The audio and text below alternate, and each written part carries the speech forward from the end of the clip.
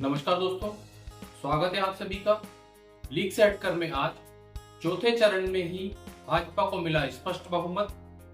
अब 400 पार का इंतजार।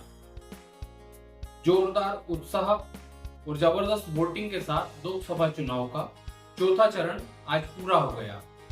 अब 3 दौर का मतदान ही बाकी है, लेकिन लगता है आगे के 3 चरण सिर्फ फॉर्मेलिटी के लिए रह गए हैं। अभी तक हुए मतदान से साफ दिख रहा है एनडीए को बहुमत मिल चुका है। आगे के 3 दौर में भाजपा अपने 400 पार के दावे को पूरा कर लेगी। वहीं विपक्ष यानी इंडी गठबंधन बुरी तरह बौखलाया हुआ बिखर गया है। उसे कहीं छुपने की जगह नहीं मिल रही। जब आज भी उसका यह हाल है तो 4 जून को जब परिणाम आएंगे तब क्या होगा, कहां जाएंगे। अभी तक 4 चरणों में कुल 379 लोकसभा सीटों पर वोटिंग पूरी हो गई, जिसमें एनडीए को आज की स्थिति में 300 से ज्यादा सीटें यानी स्पष्ट बहुमत मिल गया है। झूठ बोलने वालों को देश की जनता ने करारा जवाब दे दिया है। बिना सोचे समझे झूठ पर झूठ बोलने वाले राहुल गांधी और उनकी बहन प्रियंका की आपस में ही नहीं बन रही, जिसका नतीजा यह है कि प्रियंका वाड्रा कहीं से भी चुनाव नहीं लड़ रही। राहुल गांधी को पीछे करते हुए कांग्रेस ने प्रियंका वाड्रा को प्रचार के लिए आगे कर दिया, लेकिन इसका भी कोई असर मतदाताओं पर नहीं हुआ। कांग्रेस समेत पूरा इंडी गठबंधन अपनी हार स्वीकार कर चुका है। इंडी गठबंधन को अभी तक हुए मतदान में 100 सीटें भी नहीं मिल रही। यही कारण है जो पूरा गठबंधन बौखलाया हुआ नजर आ रहा है। राहुल गांधी अपनी रैलियों में जिस तरह की भाषा का उपयोग करने लग गए हैं, उससे समझ में आने लगा कि राहुल गांधी का मनोबल पूरी तरह टूट गया है। अब तो बस दिखावा करना ही उनके पास एकमात्र सहारा है। प्रियंका वाड्रा को अपने भाषणों में पिता राजीव गांधी और दादी इंदिरा गांधी को लाना पड़ा। प्रियंका भावुक होकर जनता को गुमराह करने की कोशिश में लगी है। पिता राजीव और दादी इंदिरा गांधी की हत्या की बात कर कांग्रेस के प्रति सहानुभूति बटोरने का विफल प्रयास कर रही है, लेकिन भारत की जनता अब इनके बहकावे में आने वाली नहीं। उत्तर प्रदेश में अखिलेश यादव की सपा हो या बिहार में तेजस्वी यादव की आरजेडी, दोनों को 2-4 सीटें ही मिल जाएं, इसकी उम्मीद भी कम ही है। दोनों यादव बंधु यह बात अच्छे से समझ गए हैं कि मोदी को प्रधानमंत्री बनने से अब किसी भी हालत में नहीं रोका जा सकता। अरविंद केजरीवाल 20 दिन के लिए जेल से बाहर आए हैं। इन्हें चुनाव प्रचार करने के लिए जमानत मिली है। ऐसा पहली बार हुआ है जब किसी नेता को प्रचार करने के लिए जमानत पर रिहा किया गया। यह अपने आप में एक नया ही उदाहरण है।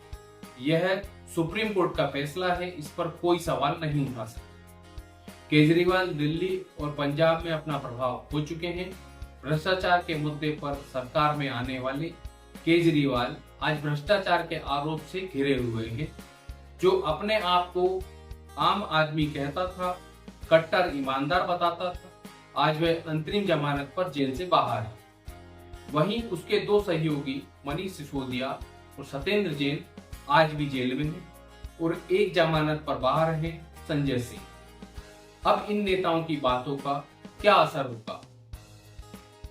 झारखंड में इंडी गठबंधन के नेता हेमंत सोरेन भी जेल में है। वह जमानत की उम्मीद लगाकर बैठे हैं। झारखंड में कांग्रेस अपना अस्तित्व पहले ही खो चुकी है। ऐसे में उसे हेमंत सोरेन का ही सहारा था। यहाँ भाजपा को टक्कर देने वाला अब कोई बचा ही नहीं, इसलिए यहाँ भाजपा सभी सीटें जीत रही है।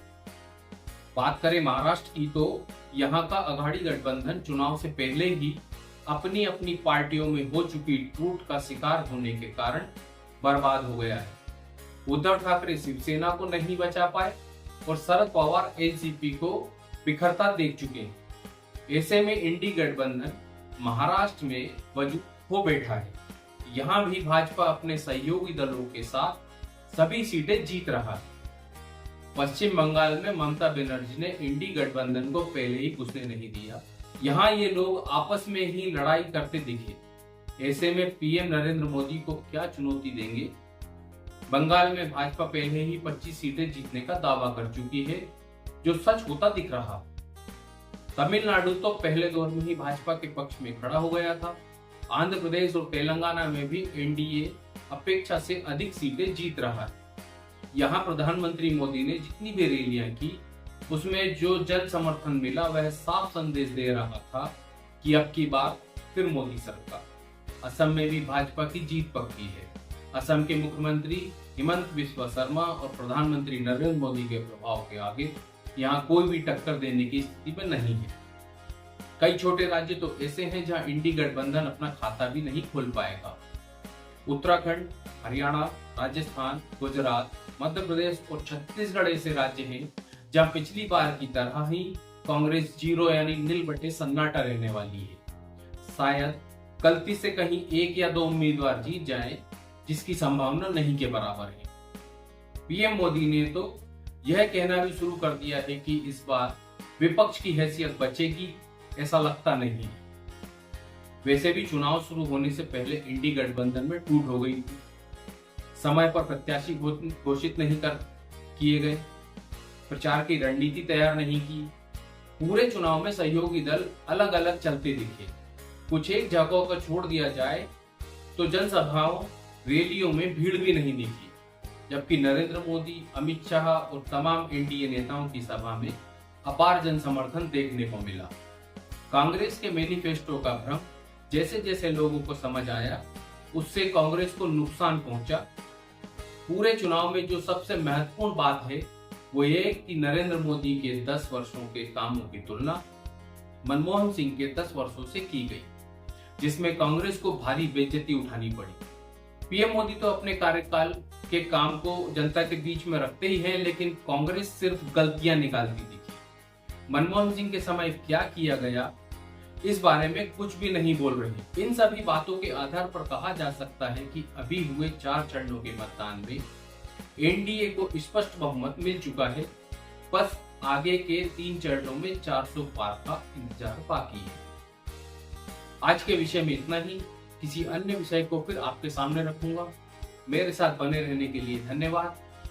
मेरा एक निवेदन आपसे, इस वीडियो को लाइक और शेयर जरूर करें। साथ ही हमारे YouTube चैनल को सब्सक्राइब करना ना भूलें। नमस्कार।